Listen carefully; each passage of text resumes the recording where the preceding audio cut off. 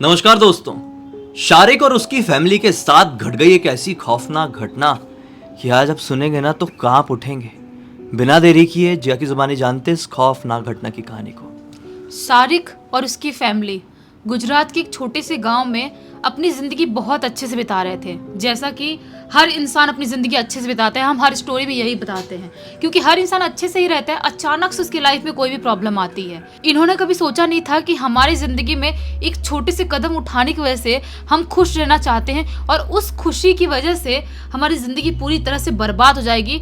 हम पूरी तरह से, हमारी पूरी फैमिली बिखर जाएगी। कभी नहीं सोचे थे। सबसे पहले हम लोग को जानना पड़ेगा कि शारिक की फैमिली में कौन से लोग हैं। शारिक की फैमिली में एक इसके मम्मी पापा, इसके भाई बहन ये, और एक चाचा चाची, उनके बच्चे और दादा, सब लोग बड़ी फैमिली, ज्वाइंट फैमिली आराम से गुजरात के छोटे से गांव में रह रही थी। लेकिन एक टाइम ऐसा आता है कि शारिक के दादाजी क्या सोचते हैं कि ये घर ना हमको बहुत छोटा पड़ रहा है, हमको ना थोड़ा बड़ा घर चाहिए, थोड़ा अलग घर चाहिए, और इस घर में रह के नहीं हो रहा है। बच्चे भी बहुत ज़्यादा हो गए हैं और फैमिली बहुत बड़ी हो गई है और यहाँ पे मज़ा नहीं आ रहा है रहने में। तो ये घर ढूंढने लगते हैं, कोई तो घर मिल जाए जहाँ पे मैं खरीद लूँ और पूरी फैमिली के साथ शिफ्ट हो जाऊँ। बहुत घर ढूंढते हैं, बहुत जगहों पर जाते हैं, लेकिन कहीं पर भी उनको उनके हिसाब का घर नहीं मिल रहा था। बहुत कोशिश करने के बाद उन्हें उनके गांव के जस्ट बाहर एक छोटा सा शहर वाला जगह था, गुजरात के अंदर ही, उनके गांव का समझ लो मार्केट वाला एरिया था। वहां पर एक घर उनको काफी अच्छा लगता है, बहुत अच्छा लगता है। उस घर को देखते ही समझ जाते हैं कि ये सेकंड थर्ड फ्लोर तक का है और मेरी पूरी फैमिली, इतनी बड़ी फैमिली है, सब लोग आराम से यहाँ पर रह लेंगे, किसी को कोई भी तकलीफ प्रॉब्लम नहीं होगी। तो वो पता लगाने लगते हैं कि किसका घर है, क्या बेचेगा ये घर, पता लगाने लगते हैं। उनको पता चलता है कि ये मेरे दोस्त के पहचान का ही एक आदमी का घर है। जब पता लगता है तो उस आदमी के पास जाते हैं, उस आदमी से बात करते हैं, बोलते हैं कि भाई साहब, मुझे आपका वो घर चाहिए, क्या आप बेचना चाहते हो? वो आदमी बोलता है नहीं नहीं, वो घर मैं किसी को नहीं बेच सकता। तो बोलते हैं कि अच्छा तुम उस घर में रहते हो? उस आदमी से बोलते हैं शारिक के दादाजी। तो बोलता है नहीं नहीं, उस घर में मैं रहता भी नहीं हूँ। तो शारिक के दादाजी बोलते हैं अगर रहते भी नहीं हो तो उस घर में कुछ खराबी होगी, कोई प्रॉब्लम होगी? बोलता है नहीं नहीं, कोई भी खराबी नहीं है। तो बोलते हैं क्या प्रॉब्लम है भाई, मुझे वो घर बहुत अच्छा लगा, मुझे बेच दो। वो आदमी बोलता है नहीं नहीं, मैं, आप मेरे दोस्त के पहचान के आदमी हो, उसके भी दोस्त हो, तो मैं ये घर आपको नहीं बेच सकता। ये बोलते क्या दिक्कत है भाई, मेरे को अच्छा लग रहा है, बेच दो ना, मेरी बड़ी फैमिली उस घर में आराम से रह पाएगी। कितना उसका बजट है? बताता है इतना इतना बजट है। बोलते हैं तो मेरे बजट में ही है, मुझे चाहिए वो घर। बोलता है भाई साहब आप समझ जाओ, वो घर कोई ना ले इस दुनिया में तो ही अच्छा है। ये बोलते हैं मतलब? बोलता है कि नहीं मैं कुछ बता नहीं सकता, लेकिन आप वो घर ना लो तो ही अच्छा है। अपना घर बेचने से मना कर देता है क्लियरली। ये बोलते हैं नहीं मुझे कुछ नहीं पता, तुम मुझे वो घर दे रहे हो। अपने दोस्त को बोलते हैं प्लीज़ यार तू बात करना उससे, तेरा भी दोस्त है ना, बात करना, मेरे को चाहिए वो घर। तो इनका दोस्त भी उस आदमी से बात करता है, यानी कि अपने उस दोस्त से। तो वो बोलता है कि ठीक है, अगर आप लेना चाह रहे हो तो लो, मुझे कोई दिक्कत नहीं है, लेकिन आगे कुछ भी होता है आपकी ज़िंदगी में उसका जिम्मेदार मैं तो नहीं हूँ। मुझे आके मत बोलना कि मेरी वजह से कुछ भी हुआ है आपके खानदान में, आपके घर में, आपकी लाइफ में, मैं बिल्कुल पीछे हट जाऊंगा। ये बोलते हैं हाँ हाँ भाई ठीक है, कोई प्रॉब्लम नहीं है, उस घर में कुछ भी खराबी होगी, कुछ भी दिक्कत होगी, मैं तुमको कुछ भी नहीं बोलूँगा, हम लोग सब करवा लेंगे, उल्टा उसको अच्छे से और मरम्मत कराओ, बनवा लेंगे, टेंशन मत लो, तुम बेच रहे हो? बोलता है ठीक है, लेकिन बेचने के बाद, उसके बाद मुझसे आप कांटेक्ट करने की कोशिश मत करना, मैं आपको कुछ और नहीं बता सकता, ना मिलूंगा आपसे। बोलते हैं ठीक है कोई बात नहीं। वो समझ नहीं पाते कि ये ऐसा रिएक्ट क्यों कर रहा है, उसको घर क्यों नहीं बेचना था और ऐसी हरकतें क्यों कर रहा है। लेकिन ज़्यादा ना सोचते अपने घर चले जाते हैं और दूसरे दिन डील फाइनल होता है और वो घर खरीद लेते हैं। वो घर खरीदने के बाद इनके बच्चे, दादाजी के और ये शारिक, सब लोग बहुत ही ज़्यादा खुश हो जाते हैं, सब लोग, कि वाह इतना बड़ा घर दादाजी ने खरीदा है, बहुत मज़ा आएगा, बहुत अच्छे से रहेंगे। ये लोग जल्दी से ही, मतलब 1-2 दिन के अंदर ही पूरा सामान लेके उस बड़े से घर में शिफ्ट हो जाते हैं। उस घर में शिफ्ट होने के 3 दिन तक तो इनकी ज़िंदगी में सब कुछ बहुत अच्छा था, किसी को कोई दिक्कत, कोई भी तकलीफ नहीं थी। लेकिन तीसरे दिन के बाद, मतलब यानी जो तीसरा दिन चल रहा था, उस दिन कुछ ऐसा इनकी ज़िंदगी में घट गया जिसके बारे में इन्होंने इमेजिन तक नहीं किया था। क्या होता है, सुबह सुबह का टाइम हो रहा था, इसके दादाजी उठ के चाय पी रहे थे और चाय पीते पीते वो जोर से चिल्लाने लगते हैं। बोलते नहीं नहीं नहीं, मुझे छोड़ दो, मुझे मत मारो, मुझे छोड़ दो, मैंने तुम लोगों को क्या बिगाड़ा है, प्लीज़ प्लीज़, तुम इतने खौफनाक क्यों दिखाई दे रहे हो, मुझे छोड़ दो, मुझे छोड़ दो। ऐसे चिल्लाते हैं और चिल्ला के तुरंत वहीं पर ख़त्म हो जाते हैं। ये लोग शॉक्ड कि दादाजी के साथ क्या हो गया। इतने जोर से चिल्लाए और ऐसे खत्म कैसे हो गए। लेकिन इनके घर की मनुष्यत की ये तो शुरुआत थी। इसके बाद इनकी जिंदगी में क्या क्या होने वाला था, ना ही उन लोगों ने इमेजिन किया था, ना ही आपने इमेजिन किया है। ये लोग अभी भी उस घर में ही रह रहे हैं। दादाजी का अंतिम संस्कार कर दिए, उसके बाद ये लोग उसी घर में आराम से रहने लगे। इसके मम्मी पापा ना किसी काम से थोड़ा बाहर चले गए थे, दूसरे गांव कहीं पर चले गए थे। अभी था शारिक, उसके भाई बहन, चाचा चाची और उनके बच्चे, यही लोग यहाँ पर थे। दादाजी तो ऑफ हो चुके थे। तभी अचानक से एक दिन आधी रात के टाइम में शारिक की जो चाची जी है ना, वो अचानक से चीख के उठती है बहुत जोर से। सब लोग भागते हुए आ जाते हैं, चाची जी क्या हुआ क्या हुआ। उनके पति भी उनसे पूछते हैं क्या हुआ तुम चिल्लाई क्यों। वो कुछ नहीं बोल रही है, ऐसे आँख पूरा पलटा ली है बहुत बुरी तरह से और चीखते चिल्ला रही है, बहुत चीख रही चिल्ला रही है, जैसे कि अपना गला फाड़ देगी चीख चीख के। सब लोग परेशान कि ऐसे हरकत क्यों कर रही है। और ये जो हरकत थी ना उनकी, ये रोज़ बढ़ने लगी। रोज उनका चीखना चिल्लाना, खुद को चोट पहुंचाना बढ़ने ही लगा बहुत ही बुरी तरह से। उनका सब कुछ अपना आपा खो देती थी, दिन भर सोई रहती थी, दिन भर कोई भी जगाने जाएगा तो बहुत जोर से चिल्ला देती थी। और रात के टाइम में पूरी रात चीखती थी, चिल्लाती थी और उठ के बैठी रहती अपने बेड पे कूदती थी, बेड उठा के फेंक दी। इतनी ताकत उस औरत के अंदर कहाँ से आ रही थी किसी को समझ में नहीं आ रहा था। चेयर वेयर उठा के ऐसे फेंक दे रही है, बड़ा डाइनिंग टेबल उठा के फेंक दे रही, इतनी ताकत आ गई है। कोई समझ नहीं पा रहा है कि शायद ये पॉजेस हो गई है, कोई नहीं समझ पा रहा है। लेकिन ये पॉजेस हो गई थी, बहुत बुरी तरह से पॉजेस हो गई थी। इनकी हरकत बहुत ज़्यादा बढ़ गई थी। ये हरकत बढ़ते एकदम एक्सट्रीम लेवल तक पहुंच जाती है।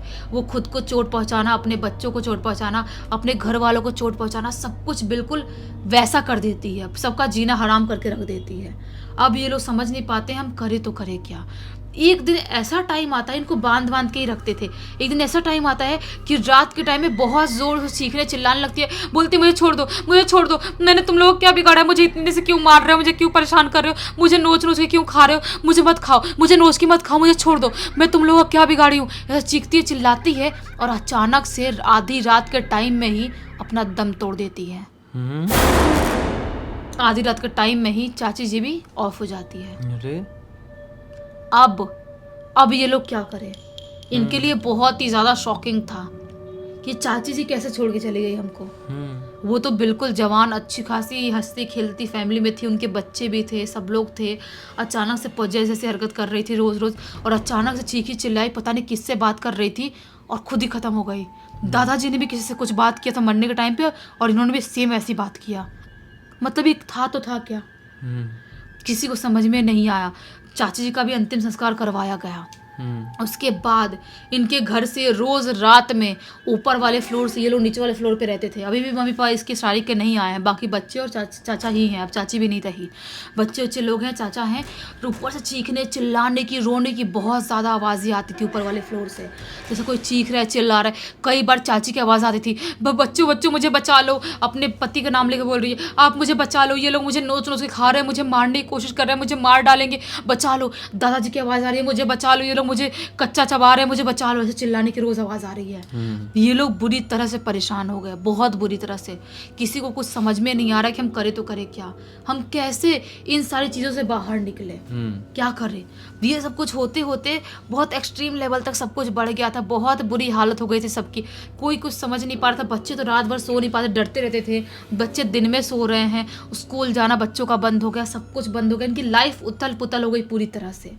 लेकिन एक टाइम ऐसा आता है कि इनके बुआ जी के घर पे शादी होने वाली थी, किसी के शादी के बुआ जी के घर पे। तो चाचा के बच्चे और ये इसके भाई बहन लोग डिसाइड करते हैं कि हम पूरी फैमिली के साथ शादी में चलते हैं, थोड़ा टाइम बाहर रहेंगे, थोड़ा सुकून तो रहेगा और थोड़ा डर तो कम लगेगा कहीं और जाएंगे तो, क्योंकि इस घर में क्या हो रहा है हमको कुछ भी समझ में नहीं आ रहा है। ये लोग उस शादी में चले जाते हैं, उस शादी में चले गए और ये लोग आराम से शादियों दिन निपटाए और उसके बाद वापस से घर आए।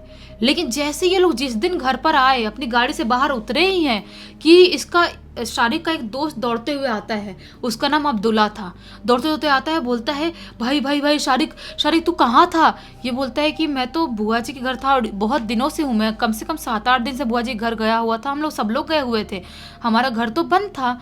तो ये बोल रहा है भाई तू क्या बात कर रहा है, एक दिन मुझे बहुत ज़ोर से तेरी आवाज तेरे घर से चिल्लाने की आ रही थी, अब्दुल्ला अंदर आ, अब्दुल्ला मुझे तेरी मदद की जरूरत है, अब्दुल्ला प्लीज मुझे बचा ले, मुझे ये लोग कच्चा चबा रहे हैं, मुझे मार डालेंगे, अब्दुल्ला मुझे बचा ले। ऐसे जरूर चिल्ला चिल्ला के शाम के टाइम में तेरी आवाज आ रही थी। शाम के 7:30-8 बजे का टाइम हो रहा था। मैं तेरे घर के पास आया तो मुझे कोई दिखाई नहीं दे रहा है। मैं बहुत आवाज भी लगा रहा हूँ बाहर से, शारिक कहाँ है तू, क्यों चिल्ला रहा है, क्या हुआ तुझे, मैं लोगों को बुलाऊं क्या, तुझे मदद की जरूरत है। बहुत चिल्लाता हूँ लेकिन तू कुछ भी जवाब नहीं देता, सिर्फ इतना चिल्ला रहा है, अब्दुल्ला मुझे बचा ले बचा ले। और जैसे ही मैं तेरे घर के मेन डोर के ताले की तरफ देखता हूँ, मैं शॉक्ड हो जाता हूँ कि तेरे घर पे ताला लगा हुआ है। तो मतलब तेरी पूरी फैमिली, तू खुद घर पे नहीं है तो तेरी आवाज घर के अंदर से कैसे आ रही है। मतलब सोचो, ये किसी के लिए भी सोचने वाली बात हो गई ना। तो वो शारिक भी डर जाता है, इसके चाचा और सब भाई बहन सब डर जाते हैं कि ऐसे कैसे हो गया। मतलब वो जो भूतिया घटना घट रही थी वो एक्सट्रीम लेवल तक और ज़्यादा बढ़ती जा रही है। हम इस घर में एक दिन भी सर्वाइव कर पाएंगे कि नहीं कर पाएंगे, हम क्या करें, कुछ समझ में नहीं आ रहा है। बच्चों का भी थोड़ा रोना वोना चालू हो गया। चाचा को बोल रहे हैं, चाचा प्लीज़ हमको कहीं और लेके चलो, हम इस घर में नहीं रहेंगे, घर बहुत भूतिया है।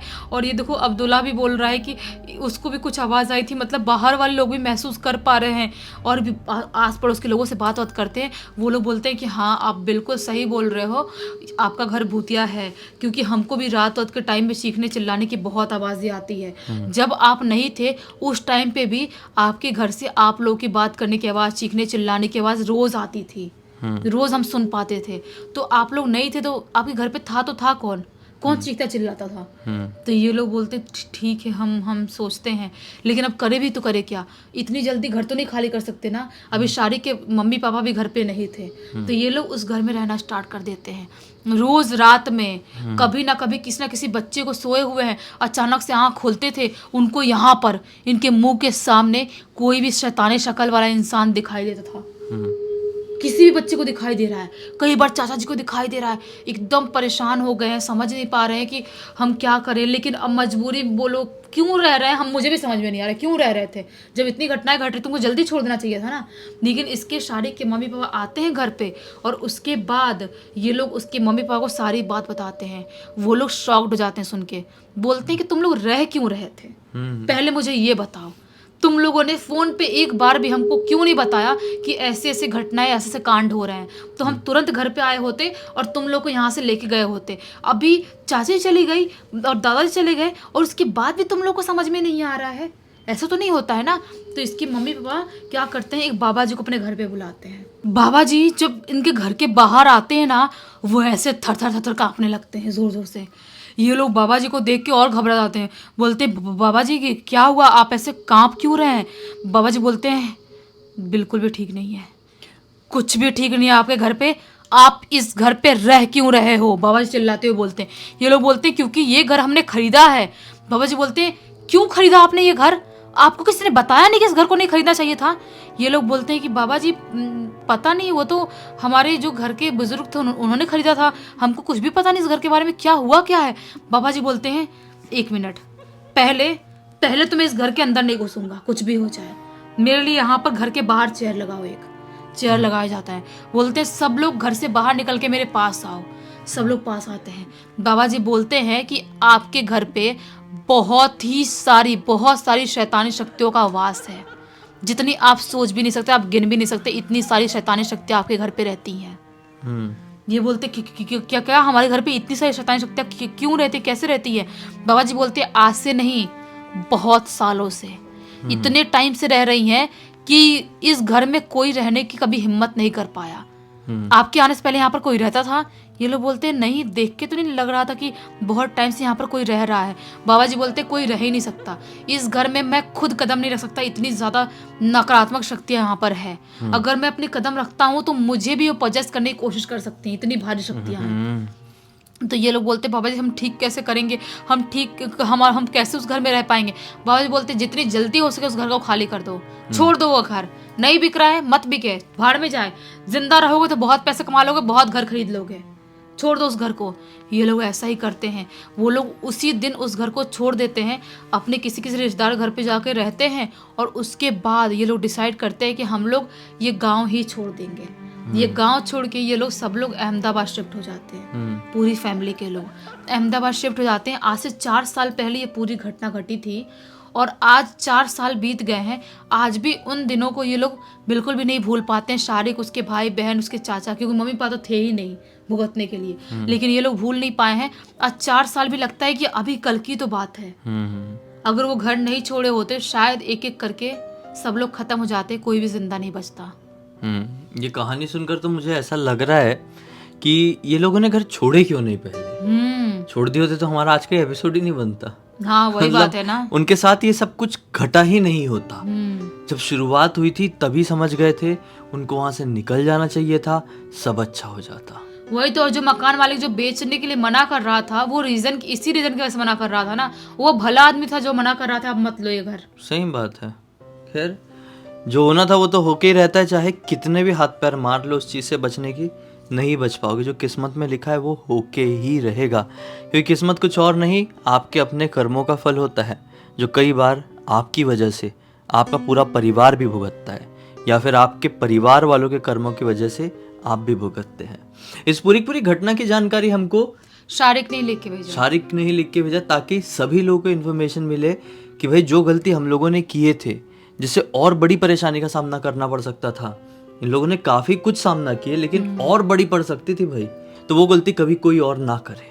अब बस इसी एक नोट के साथ इस कहानी का अंत करते हैं। अब तक इस वीडियो को देख लिए हैं तो लाइक ज़रूर कर देना, चैनल को सब्सक्राइब करके बेल आइकन दबा के ऑल के ऑप्शन में क्लिक करना, क्योंकि इसी तरह के हैरान कर देने वाले खौफनाक वीडियोस डेली आप लोग के सामने लेके आते रहते हैं।